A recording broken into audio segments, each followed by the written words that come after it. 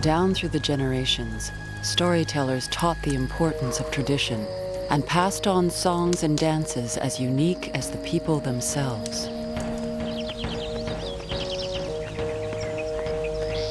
Dancing for us is not only a right or a privilege, it is an obligation. It is a strict law that bids us dance. It is one of the ways we carry on our responsibilities.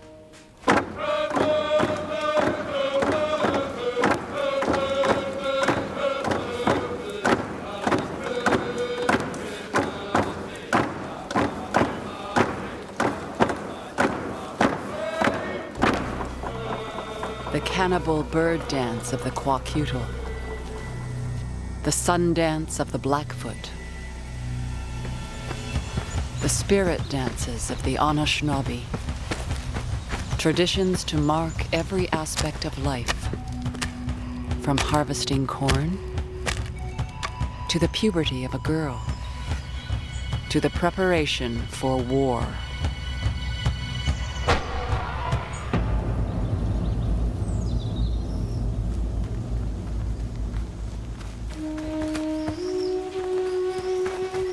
War. Nothing was more important than defending ancestral land, and there would always be aggressors. In ancient times, feuding and warfare were endemic. The warriors roamed the countryside, killing and scalping the inhabitants of the settlements that lay scattered across the forest. The Cree crossed the tree line to raid Inuit camps. On the west coast, nations sent war parties to sea in cedar canoes. The Blackfoot believed their creator gave them the ferocity to fend for what was theirs. In the land of the Great Lakes, the people were farmers. They surrounded their palisaded villages with fields, spreading wider with each new crop. The Huron, then known as the Wendat, lived near the most warlike of all the eastern people, the Iroquois.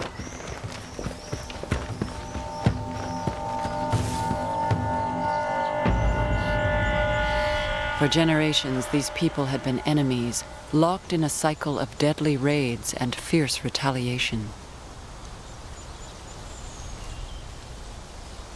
The warrior struck quickly, then silently escaped, finding a way back to safety through dangerous, unfamiliar territory.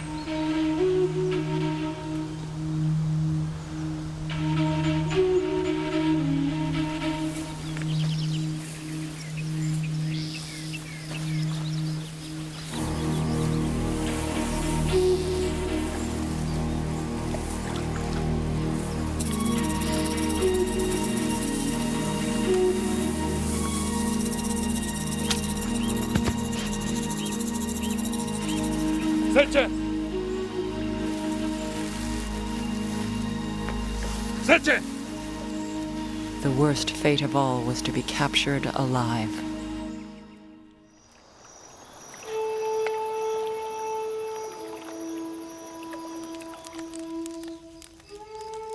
This was the day his long and painful death began. It was a ritual. Both victim and captor had their parts to play. Both understood what was to come. They shared a code of honor, retribution, and suffering. Both knew that if the fortunes of war were different, their positions might easily have been reversed. Brother, you have come to die in the land of the Wendat.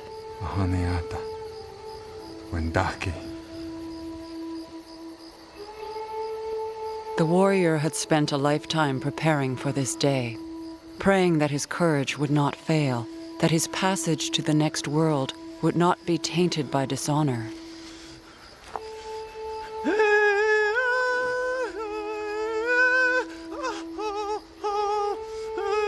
Instead of crying out, he sang a mournful death song, lifting his spirit above the pain. A true warrior could endure for days.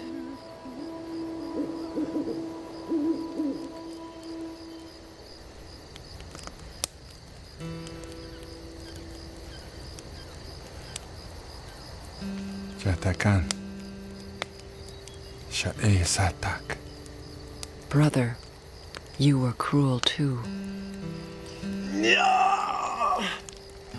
This was a public ceremony, an affirmation of a people's solidarity in the face of their enemies. They would be protected. Their warriors would strike fear into their enemies' hearts. Any invader would be destroyed.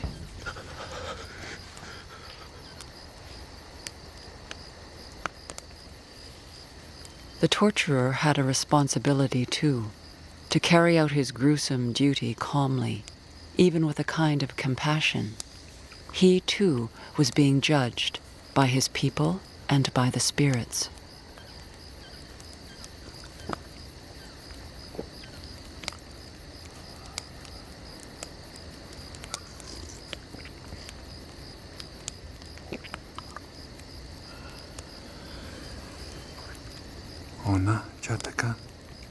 Enough, brother?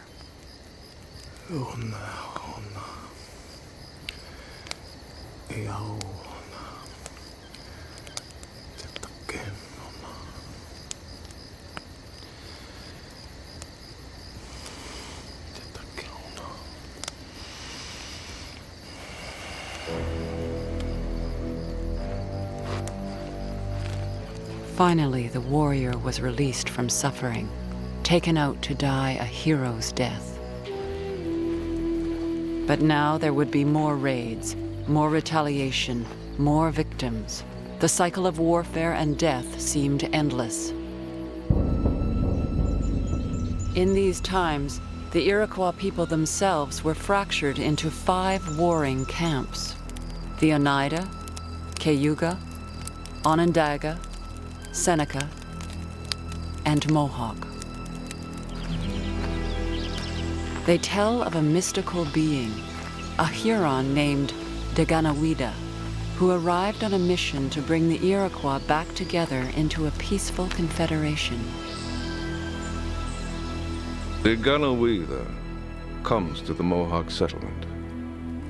He spends the night on the shore of the river near the settlement.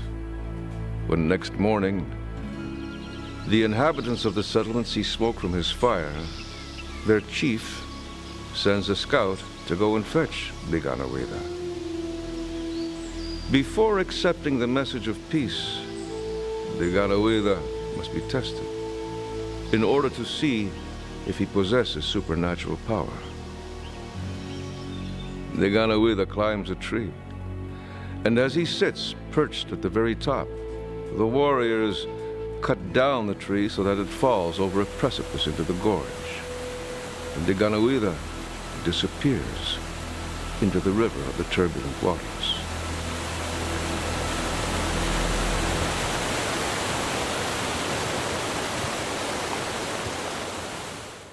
Next morning, a young man walks and sees smoke rising from near a cornfield.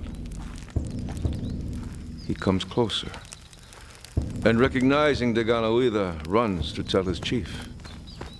With each chief, Daganawida had to pass a test until he succeeded in convincing all 5 Iroquois nations to form a union to govern a crowded landscape. And each nation shall contribute 1 arrow to form a single strong bundle bound with the sinew of a deer. So joined, these arrows represent the Confederacy's solidarity. He warns them that if any arrows are withdrawn from the bundle that represents the power of their solidarity, the bundle of arrows will weaken.